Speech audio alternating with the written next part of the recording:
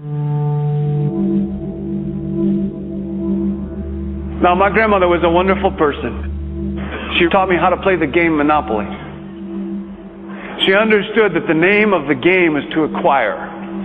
She would accumulate everything she could, and eventually she became the master of the board. And eventually, every time, she would take my last dollar, and I would quit in utter defeat. And then she would always say the same thing to me. She'd look at me and she'd say, "One day, you'll learn to play the game." One summer, I played Monopoly with a neighbor almost every day, all day long. We'd play Monopoly for hours. And that summer, I learned to play the game. I came to understand the only way to win is to make a total commitment to acquisition. I came to understand that money and possessions, that's the way that you keep score. And by the end of that summer, I was more ruthless than my grandmother. I was ready to bend the rules if I had to win that game. And I sat down with her to play that fall. I took everything she had. I destroyed her financially and psychologically. I watched her give her last dollar and quit in utter defeat. And then she had one more thing to teach me. Then she said, "Now it all goes back in the box."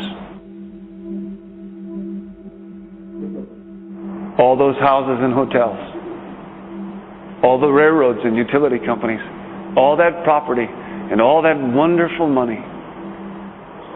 Now it all goes back in the box. I didn't want it to go back in the box. No, she said. None of it was really yours. You got all heated up about it for a while. But it was around a long time before you sat down at the board. And it will be here after you're gone. Players come and players go. But it all goes back in the box. Houses and cars, titles and clothes, filled barns, bulging portfolios, even your body.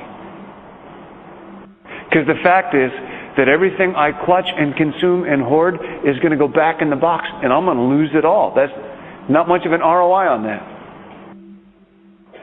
You have to ask yourself, when you finally get the ultimate promotion, when you've made the ultimate purchase, when you buy the ultimate home, when you have stored up financial security and climbed the ladder of success to the highest rung you can possibly climb it, and the thrill wears off, and it will wear off, then what? How far do you have to walk down that road before you see where it leads? Surely you understand, it'll never be enough. So you have to ask yourself the question, what matters?